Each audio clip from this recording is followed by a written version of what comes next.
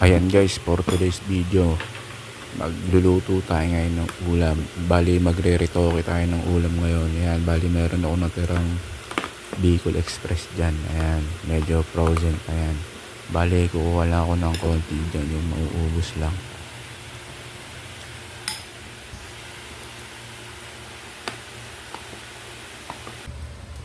Uumpisahan na natin yung pagluluto. Ayan, bali nagpainit na ako ng kawali dyan at lalagyan na natin ng mantika. Yan,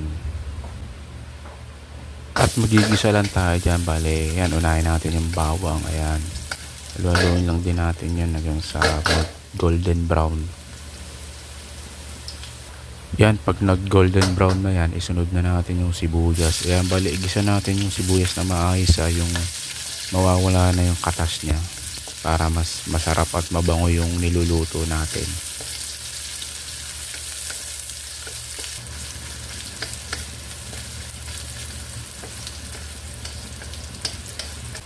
Pagkatapos natin maggisa dyan, ilalagay ko na yung leftover na Bicol Express. Ayan, bali halo-haluin lang natin yan.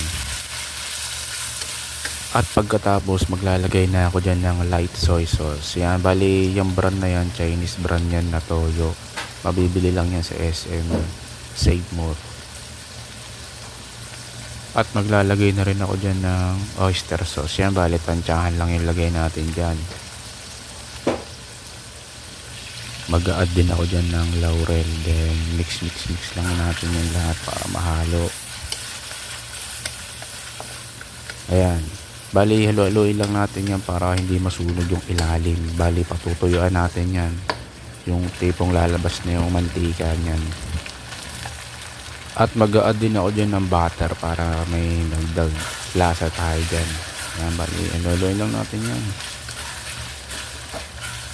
Ayan guys, ang sarap din sa feeling na marunong ka magluto no. Bali hindi mo naman kailangan magaling magluto. Kailangan lang dito is masipag ka lang magluto, ganyan. Then nood din ng cooking show. Yan, bali doon ako natuto talaga magluto Actually hindi naman talaga ako magaling, ganyan. Talagang masipag lang. Then ayan, bali mag-a-add na tayo ng sili dyan. Ayan, para may konting anghang. Then balik tayo dun sa topic. Ayun nga, hindi naman kailangan magaling ka, basta masipag ka lang.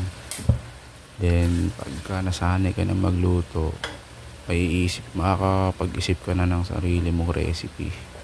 Yan, parang ano lang, simpleng recipe lang naman. Yan, bali luto na yan, pwede na nating chibugin yan. Yan na yung finish nyan. Yan.